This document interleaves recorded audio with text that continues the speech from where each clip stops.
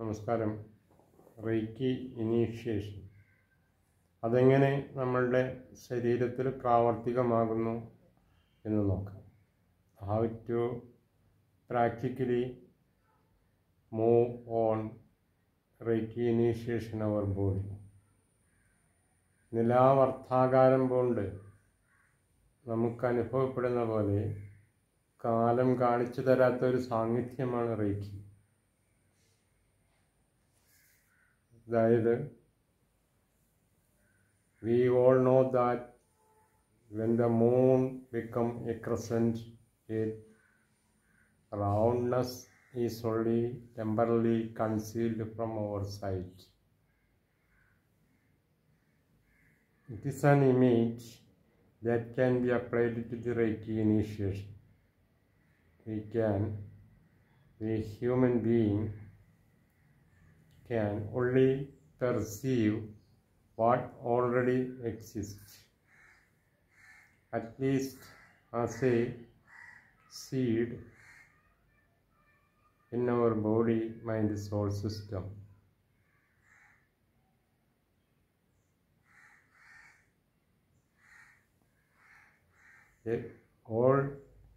Everything existing and perceived already in our entire body.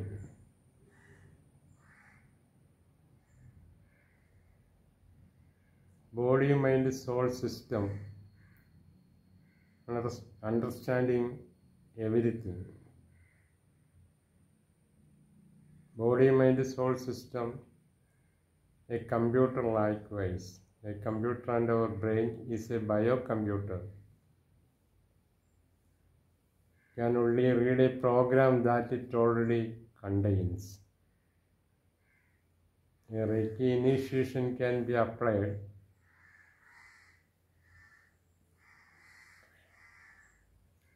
it can called appeal to our Buddha nature. The mysterious things happens in this process as those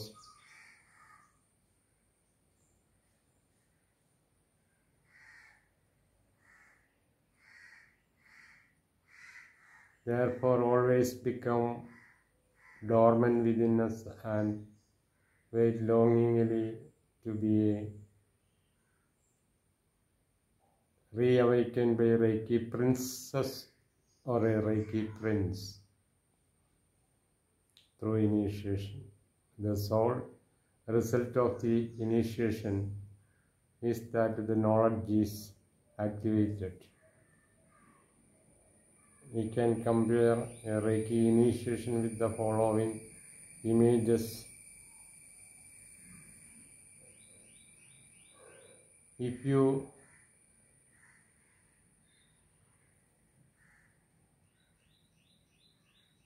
tied up your eyes, then enter into a supermarket, nothing to you see there. That time you searching your hands with touch. Suddenly you feel the vegetable section. You can pick there a tomato. You seek or search tomato. You got there. Suddenly you win that searching and understanding that is tomato. You can buy there and go to home and cooking it well and use. Thus, like after the initiation, you can use Reiki at anywhere, anytime. There is no limitations. Only for things about to keep eyes closed always. Close your eyes. Inhale and exhale. Invocation of Reiki. I thank myself for being here. I thank Reiki for being here. I thank myself for being here.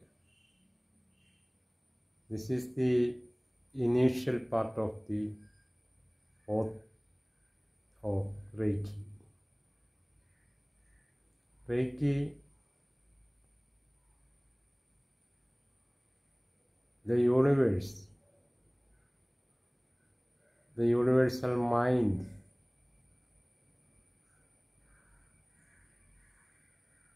enter into your body. If you have always suffering or suffocations, this is a collective unconscious. In Reiki, we can heal these traumas from your life via Reiki.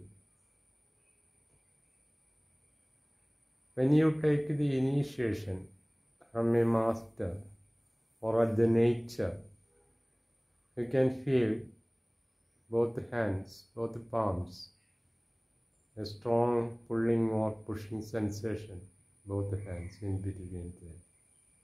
Eyes closed, touch. First point,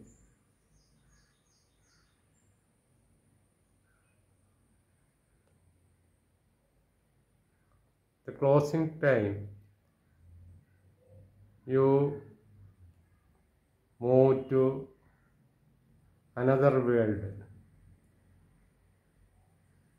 The previous moment, you are seeing everything and knowing to see what that. Then after the initiation or taking the Reiki time, you close your sight, sensory perception, then start to touch feelings and the energy feeling there. Energy can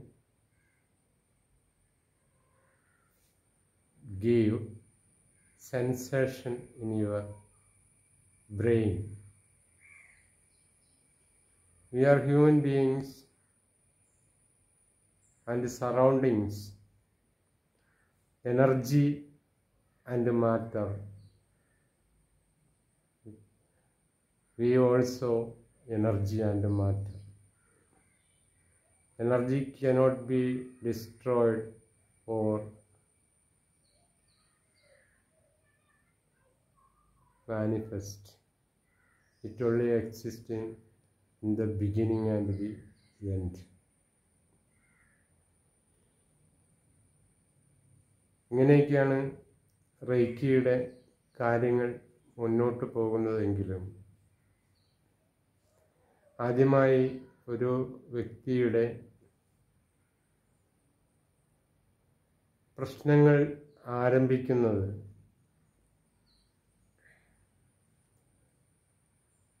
ഇല്ലെങ്കിൽ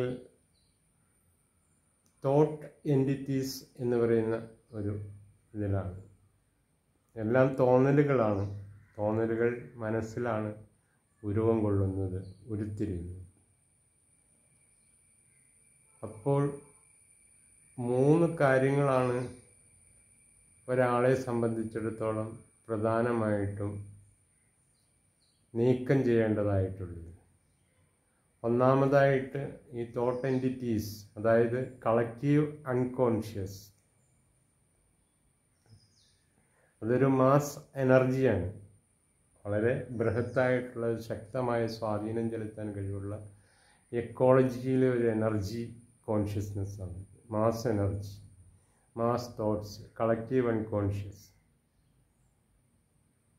അപ്പോൾ ഈ influenza virus start ചെയ്ത് കഴിഞ്ഞിട്ടുണ്ടെങ്കിൽ ആദ്യം തന്നെ അത് ഒരാളിൽ തുടങ്ങി അത് പലരിലത് പറഞ്ഞ് അതിങ്ങനെ പകർന്ന് അതിങ്ങനെ ഒരു കളക്റ്റീവ് അൺകോൺഷ്യസ് ആയി എല്ലാവർക്കും ഉണ്ടാകും. അങ്ങനെ ഒരു കളക്റ്റീവ് അൺകോൺഷ്യസിൻ്റെ ഇതിലായിട്ടുള്ള ഒരു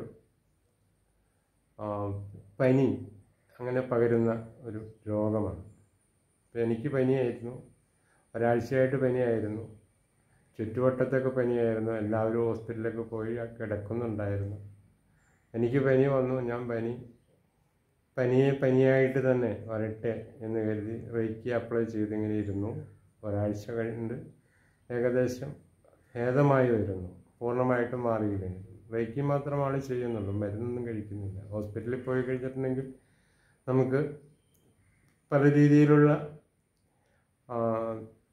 മെഡിക്കൽ എക്സാമിനേഷൻസിനൊക്കെ നമ്മൾ വിധേയനാകേണ്ടി വരും. ബ്ലഡുകളെല്ലാം നോക്കണം, ന്യൂമോണിയ ഉണ്ടോ എന്ന് നോക്കണം, അങ്ങനെ പല ചെക്കപ്പുകളും നമ്മൾക്ക് നടത്തേണ്ടതായിട്ട് വരും. എനിക്ക് ഫീൽ ചെയ്തത് ഡെങ്കിപ്പനിയുടെ ഒരു ഇതായിട്ടാണ്. ഡെങ്കു ഭയങ്കര ക്ഷീണം, ടയേർഡ്നെസ് അനുഭവപ്പെട്ടിട്ടുണ്ട്. പക്ഷെ റേക്കി ഒരാഴ്ച ചെയ്ത് കഴിഞ്ഞപ്പോൾ അത് കുറഞ്ഞ് ക്ഷീണം അങ്ങനെ മാറി വരുന്നു.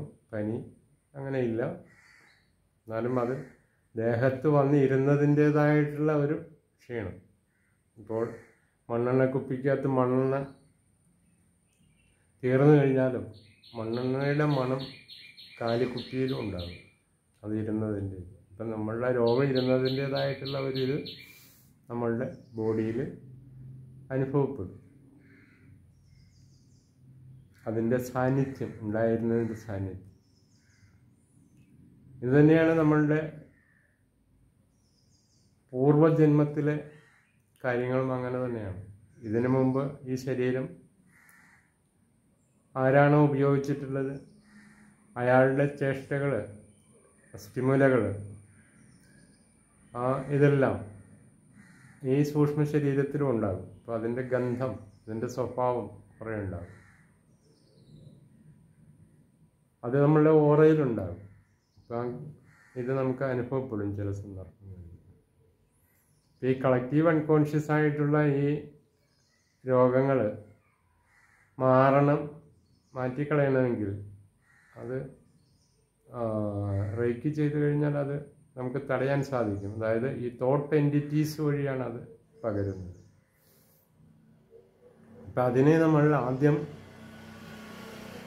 റേക്കി ഉപയോഗിച്ച് തന്നെ അത് വരാതിരിക്കാനും വന്നതിനെ അത് ഡിലീറ്റ് ചെയ്ത് കളയാനുമുള്ള ഇതിലേക്ക് എനർജിയെ നമ്മൾ ഉപയോഗപ്പെടുത്തണം. ഓറയിൽ നിന്നും ഫിസിക്കൽ ബോഡിയിൽ നിന്ന് വന്നതിനെ, അത് പ്രാരാബ്ധ കർമ്മം കൊണ്ടാണ് അതങ്ങനെ വരുന്നത്. പ്രാരാബ്ധത്തിൽ നിന്നാണ് ആ രോഗങ്ങൾ വരുന്നത്, അങ്ങനെ മാസമായിട്ടുള്ളത്.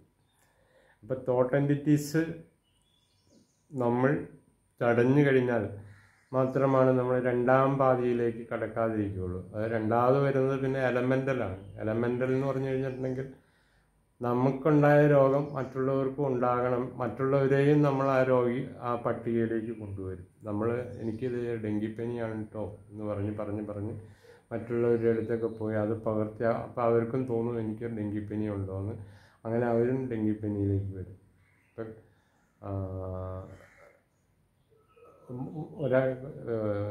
ഒരാൾക്ക് സംഭവിക്കുന്നത് മറ്റൊരാളിലേക്ക് പകർന്നു പോകും.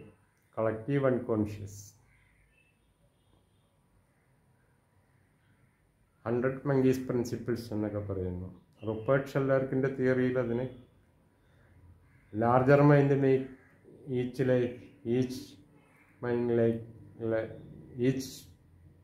Life make A larger mind എന്നാണ്. ഇപ്പം ഒരു ആഫ്രിക്കയിൽ ടൂറ് പോയ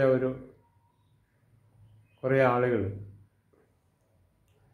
ഈ വനത്തിൽ കിഴങ്ങുകളെടുത്ത് കഴുകി കഴിക്കുന്നത് കുരങ്ങ് മരത്തിലിരുന്ന് കണ്ടു.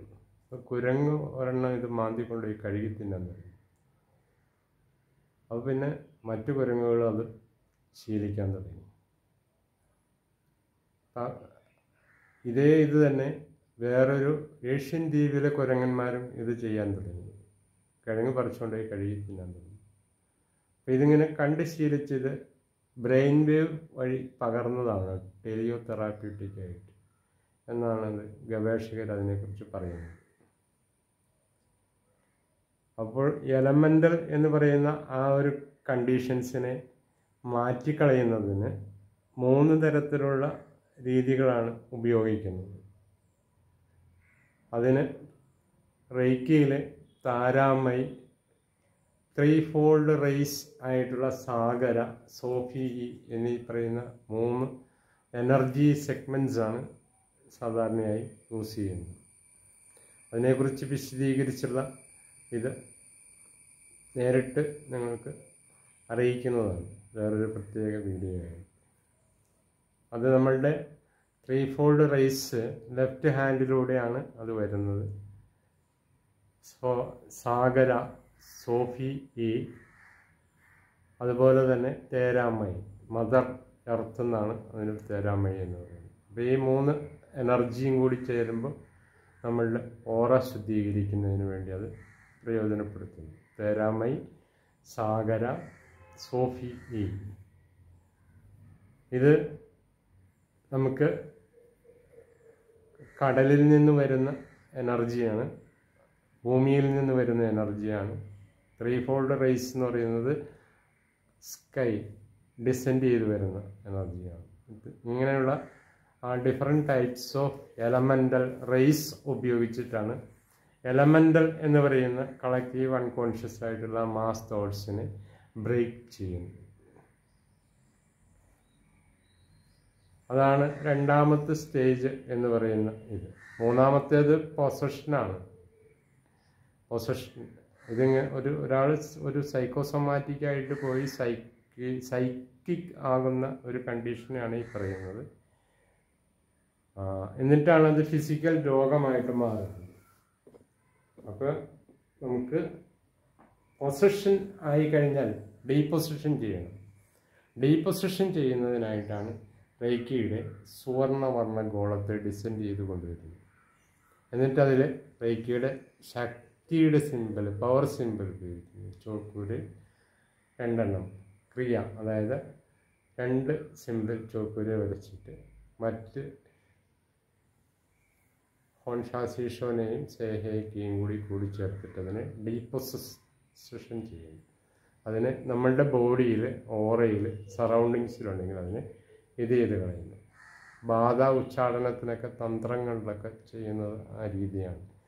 പൊസഷൻ ഉണ്ടെങ്കിൽ അതിനെ ഡീപൊസസ് ചെയ്യുക എന്നാണ്.